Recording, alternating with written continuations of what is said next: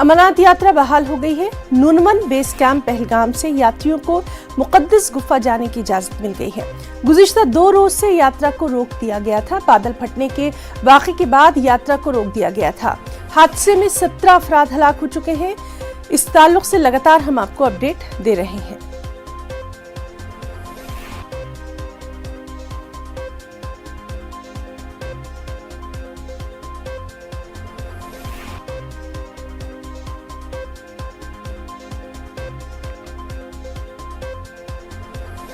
तो आपको बताएं कि श्री अमरनाथ जी यात्रा को बहाल कर दिया गया है। नूनवन बेस कैंप पहलगाम से सुबह ही यात्रियों को मुकद्दस गुफा जाने की इजाजत मिल गई है। गुज़िश्ता 2 दिन से यात्रा को रोक दिया गया था। बादल फटने के वाक़े के बाद इस यात्रा को रोका गया था। हादसे में 17 अफराद हलाक हो चुके हैं और सुबह जिस तरह से हम मुदस्सिर कादरी से बात कर रहे थे, हमारे नुमाइंदे हैं, लगातार वहां से अपडेट हमें दे रहे हैं। उनका साफ तौर पर कहना था कि यात्रियों में जोश व खरोश देखा जा रहा है। चलिए सीधे रुख करेंगे एक बार फिर से हमारे साथी मुदस्सिर कादरी का। मुदस्सिर, सुबह जब हम बात कर रहे थे तो आपने बहुत ही साफ तौर पर बताया था कि यात्रियों में खासा जोश व खरोश देखा जा रहा है। अभी वहां पर क्या कुछ ताज़ा सूरत हाल नजर आ रही है यात्रा के ताल्लुक से? हाँ बिल्कुल हिना, मैं आपको बता दूं कि जिस तरह से आज सुबह नूनवन बेस कैंप से जो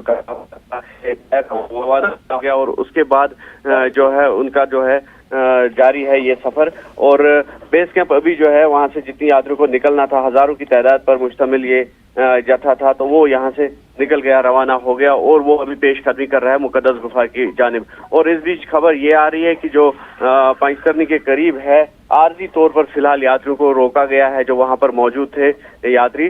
तो लेकिन ये आर्जी तौर पर है क्योंकि ऊपर जिस तरह से देखा जाएगा, पहले जिस तरह से महकमे मौसमियात ने वेदर अलर्ट जारी किया था, तो उसके बाद इनको देखना है कि क्या ये सही होगा कि जिस तरह से यात्रियों की कितनी तादाद वहां छोड़ी जाएगी, मरहलेवार तरीकों से यात्रियों के ग्रुप्स को छोड़ा जाएगा। क्योंकि माजी का जो कुछ 3 दिन का जो वाक़या छाया था बादल फटने का, तो उस हिसाब से थोड़ा बहुत जो है एहतियात बरतने की कोशिशें की जा रही है और एक मुनज़्ज़म पॉलिसी अपनाई जा रही है, एक स्ट्रैटेजी अपनाई जा रही है। और इसी स्ट्रैटेजी के तहत जो है यात्रियों को दर्शन के लिए आगे छोड़ा जाएगा पंचतरनी से आगे, और ये कोशिश की जाएगी कि मरहलेवार तरीकों से और कम तादाद में जो है यात्री मुकद्दस गुफा आगे। हिना, मुदस्सिर, मौसम के ताल्लुक से क्या कुछ अपडेट है आपके पास?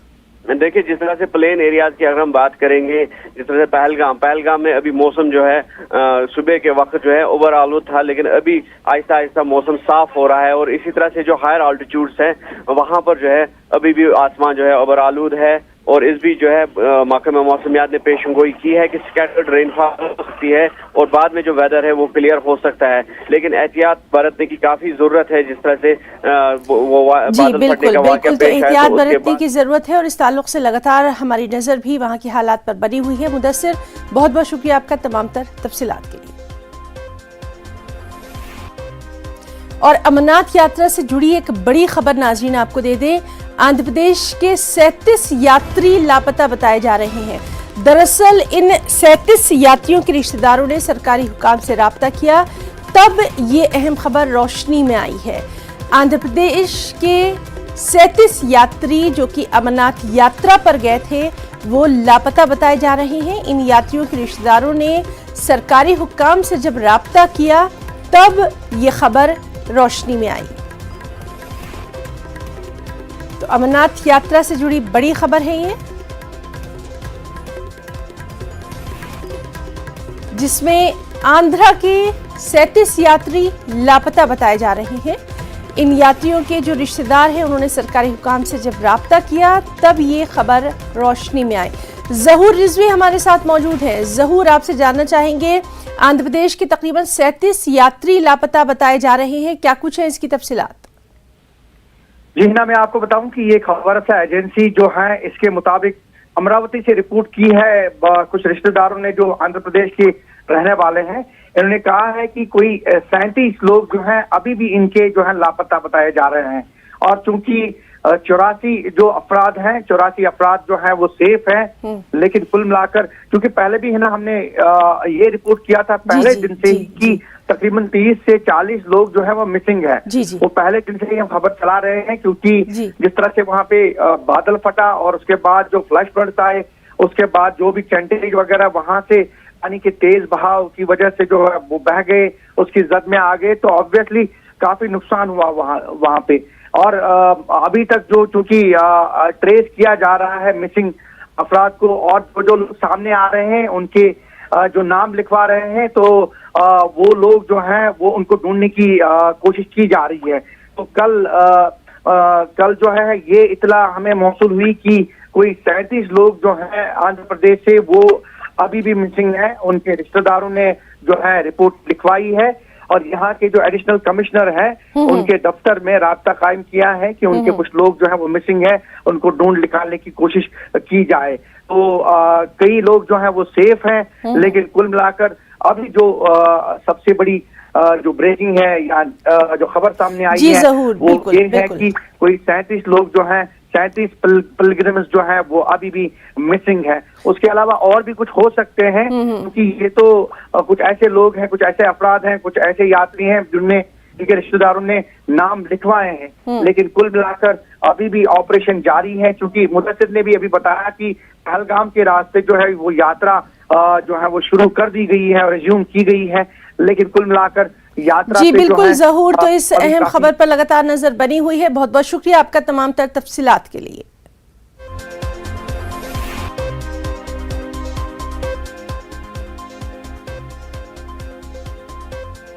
और चेन्नई से बड़ी खबर आपको दे दें, AIADMK के जनरल काउंसिल की मीटिंग से पहले वहां हंगामा आराई देखने में आई। पनीर सेल्वम और पिलानी स्वामी ग्रुप के बीच ये झड़प हुई। पनीर सेल्वम हामियों ने दफ्तर में तोड़फोड़ की, यहां तक कि पुलिस मौके पर पहुंची। हालात कशीदा बताए जा रहे हैं। तो चेन्नई से ये बड़ी खबर है, AIADMK की जनरल काउंसिल की मीटिंग से पहले वहां हंगामा आराई देखने में आई है। पनीर सेल्वम और पिलानी स्वामी ग्रुप के बीच ये झड़प देखने में आई है। पनीर सेल्वम हामियों ने दफ्तर में तोड़फोड़ की है, पुलिस मौके पर पहुंची है। हालात कशीदा बताए जा रहे हैं। तो चेन्नई की सियासत से अहम खबर, जहां तस्वीरों में आप देख सकते हैं बड़े पैमाने पर AIADMK की जनरल काउंसिल की मीटिंग तलब की गई थी, लेकिन उससे पहले ही वहां हंगामा आराई देखने में आई। पनीर सेल्वम और पिलानी स्वामी ग्रुप के बीच ये झड़प देखने में आई। पनीर सेल्वम हामियों ने दफ्तर में तोड़फोड़ की है, हालांकि पुलिस वहां पर मौके पर पहुंची है। हालात कशीदा ही बताए जा रहे हैं।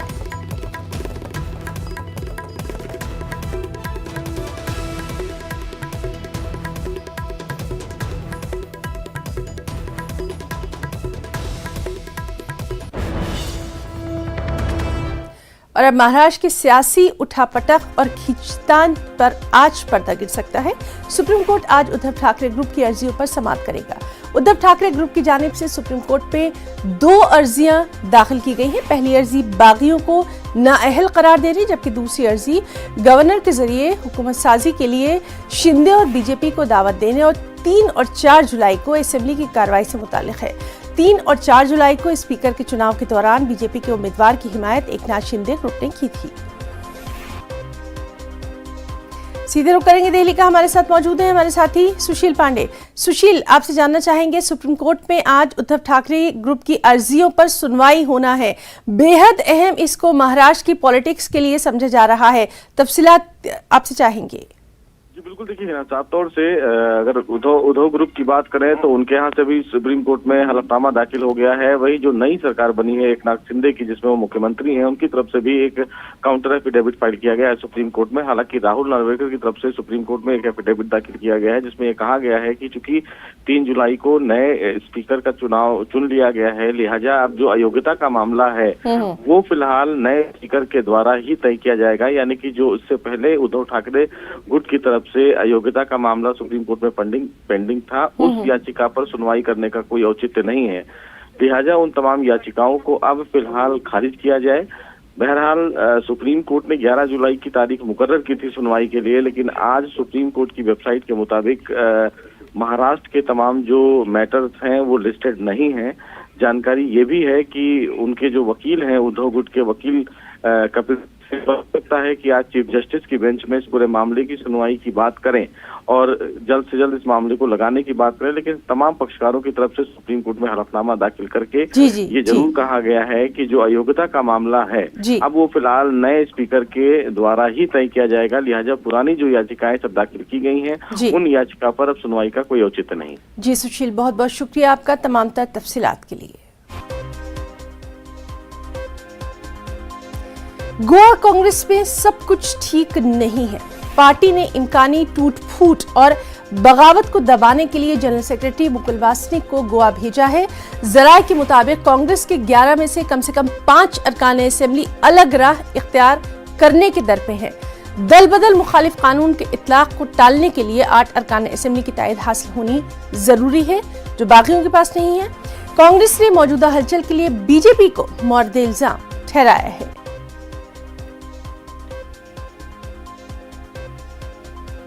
तो नाज़रीन, आपको अब गोवा से ये खबर दे दें जहां के जो सियासी हालात हैं उसमें कांग्रेस में सब कुछ ठीक नजर नहीं आ रहा।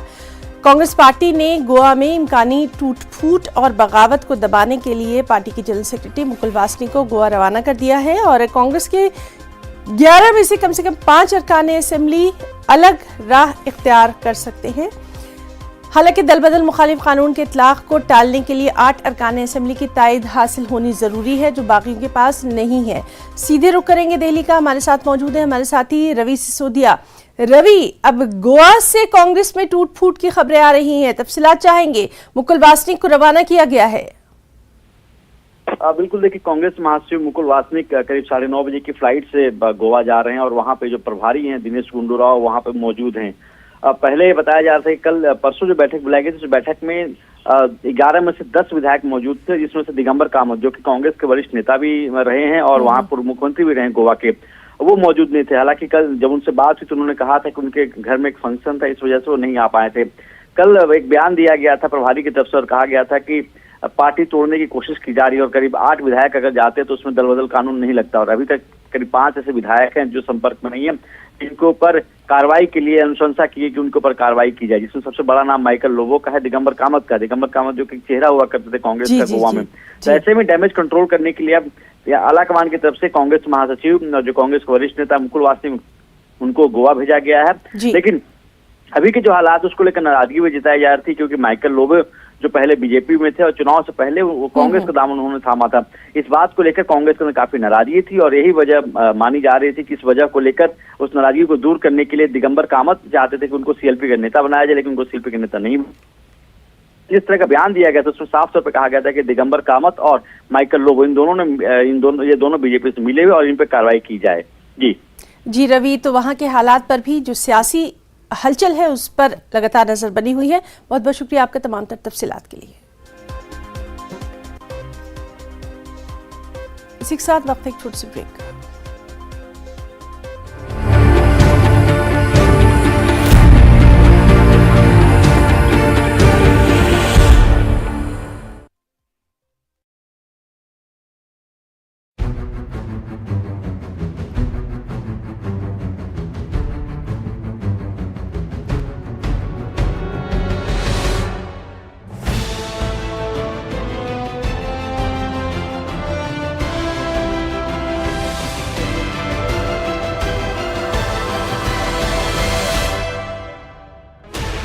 Sixteen channels, 15 languages, 26 states, 1,200 plus reporters, 66.9 crore viewers. India's largest news network, News 18 Network.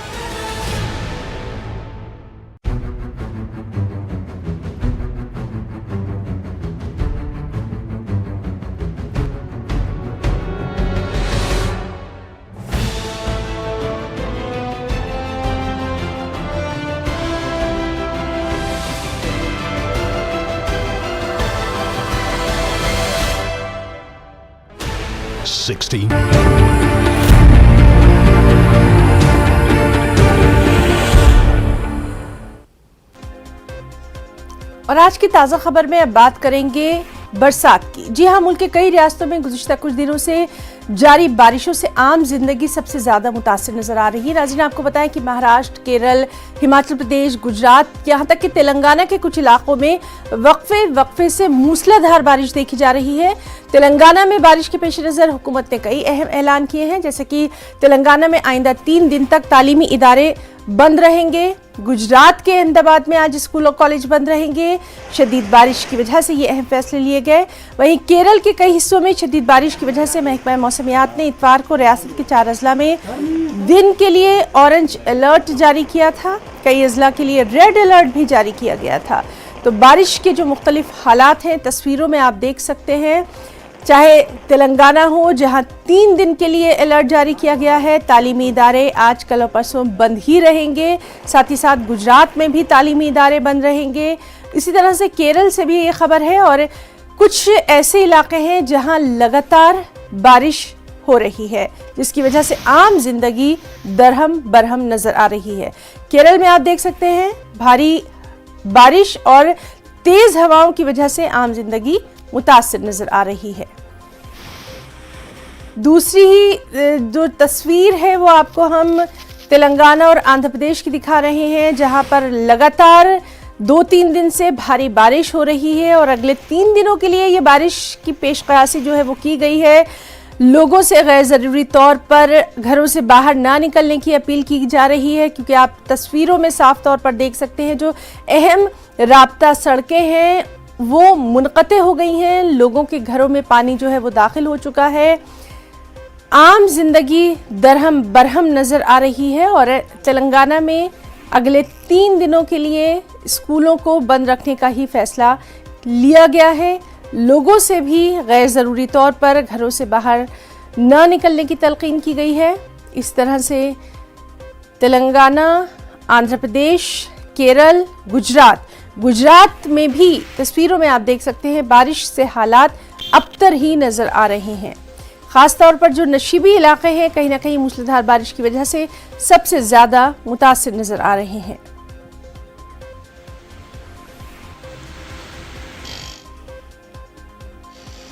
तो लोगों की किस तरह से मदद की जा रही है तस्वीरों में आप देख सकते हैं। एनडीआरएफ, एसडीआरएफ की टीमें जो हैं वो हालांकि लगातार मौजूद हैं। आप साफ तौर पर देख सकते हैं कई इलाकों में जो राब्ता पुल है वो मुनक़ते हो गए हैं। सड़कों का राब्ता जो है वो टूट चुका है अहम शाहराहों से। आम लोगों तक सख्त मुश्किलात देखी जा रही हैं और इस तरह के हालात कमोबेश कई रियासतों में देखे जा रहे हैं।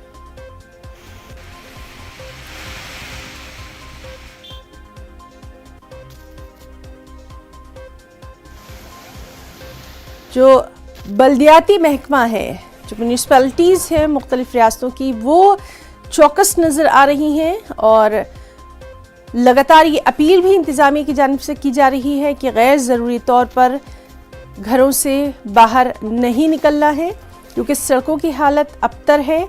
कहीं तेज़ हवाओं की वजह से मूसलाधार बारिश हो रही है, इससे काफ़ी दिक्कतें हैं। कहीं राब्ता सड़कें अहम शाहराहों से मुनक़ते हो गई हैं।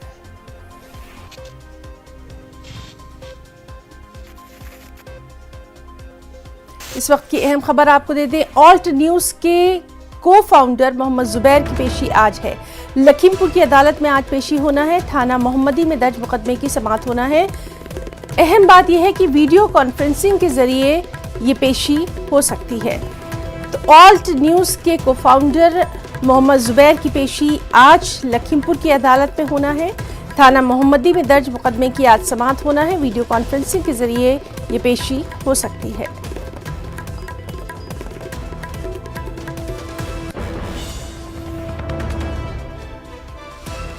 अहम खबर, ऑल्ट न्यूज़ के को फाउंडर मोहम्मद जुबैर लखीमपुर की अदालत में आज पेशी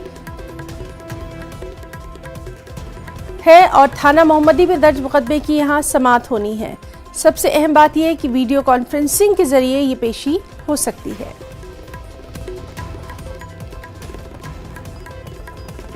ऑल्ट न्यूज़ के को फाउंडर मोहम्मद जुबैर की आज वीडियो कॉन्फ्रेंसिंग के जरिए लखीमपुर की अदालत में पेशी है। थाना मोहम्मदी में दर्ज मुकदमे की यहां समाअत होना है।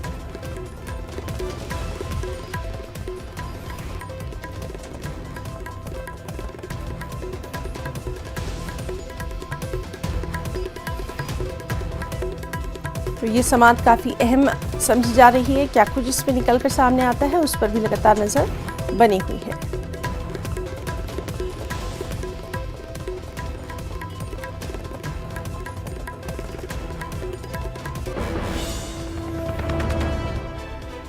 एक और अहम खबर, जॉइंट एंट्रेंस इम्तिहान मेन जी के रिजल्ट जारी कर दिए गए हैं। जेईई मेन सेशन 1 के रिजल्ट जारी किए गए हैं।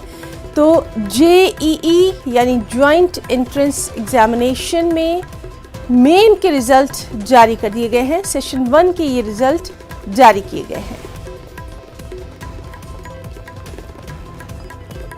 तो जेईई मेन के रिजल्ट जारी कर दिए गए हैं। सेशन 1 के ये रिजल्ट जारी किए गए हैं। वेबसाइट पर तमाम जो तलबा हैं वो अपना रिजल्ट देख सकते हैं। तो अहम खबर, जेईई मेन सेशन 1 के रिजल्ट जारी किए गए हैं।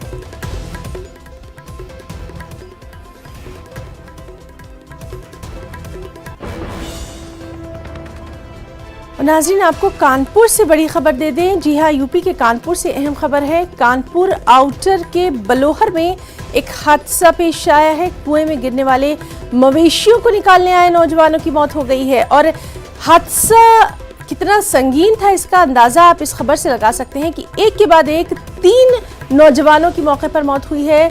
गांव में अफरा तफरी देखी जा रही है। दरअसल कुएं में जहरीली गैस का इखराज हुआ, जिसकी वजह से इन 3 नौजवानों की एक के बाद दीगरे मौत की खबर है।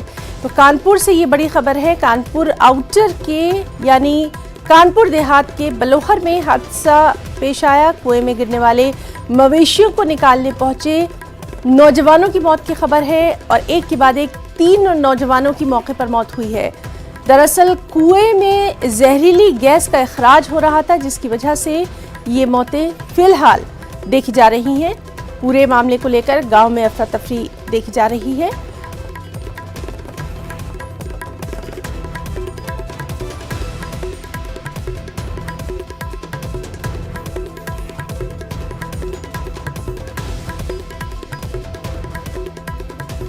कानपुर आउटर के बलोहर में यह हादसा पेश आया है।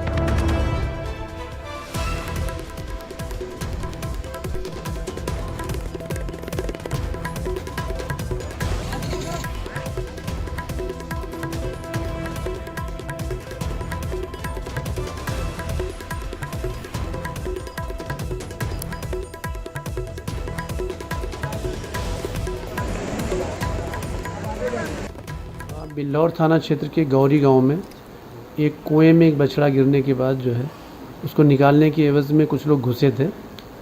तो वहाँ पे शायद पॉइजनस गैस की चपेट में आने से कुछ लोग बेहोश हो गए थे और उनको बचाने के लिए कुछ और लोग कूदे तो फिर वो भी बेहोश हो गए। इस प्रकार उनको क्विकली जो है वहाँ से निकाला तो गया, लेकिन कुछ लोगों की जो है उसमें 3 लोगों की डेथ हुई है। 4 लोग यहाँ हॉस्पिटल आए थे, जिनमें से एक जो है अभी आईसीयू में है, उनकी हालत ठीक है। बाकी 3 लोग जो है वो उनकी डेथ हो गई है। और सीधे रुक करेंगे हमारे साथी संदीप सविता का। संदीप, बेहद अफसोसनाक ये खबर आई है, क्या कुछ इसमें तफसीलात निकल कर सामने आ रही हैं? देखिए ना, जिस तरह से रात का मामला है, जिस तरह से मवेशी कुएं में गिर गया था, उसको निकालने के लिए गांव के ही लोग जुट गए थे। पूरा मामला बिल्लौर थाना क्षेत्र के अंतर्गत का है, जहां पर सबसे पहले एक युवक कुएं में उतरा, उसके बाद उसको बचाने के लिए दूसरा उतरा। ऐसे करते करते 4 लोग कुएं में उतर गए, जिसमें से कुएं के अंदर जहरीली गैस का रिसाव हुआ। उसके बाद जो है चारों को मशक्कत के बाद निकाला गया, जिसमें से 3 लोगों की मौत हो गई है। मरने वालों में जो युवा हैं वो 18 से 20 साल के बताए जा रहे थे, और उसमें से जो 2 युवा हैं वो सगे भाई हैं। तो जिस तरह से दर्दनाक हादसा हुआ है, वहां पर गांव में कोहराम मच गया है 3 लोगों की मौत से। वहीं जब तकरीबन 1.5 घंटे बाद वहां पर जो है दमकल के कर्मी पहुंचे हैं और रेस्क्यू चलाया है, तो कहीं ना कहीं जिस तरह से लापरवाही हुई है, दमकल के कर्मी देर से पहुंचे हैं। अगर सूचना पहले शायद पहुंची होती तो शायद जान बच सकती थी। जी ना, संदीप, बहुत बहुत शुक्रिया आपका तमाम तर तफसीलात के लिए।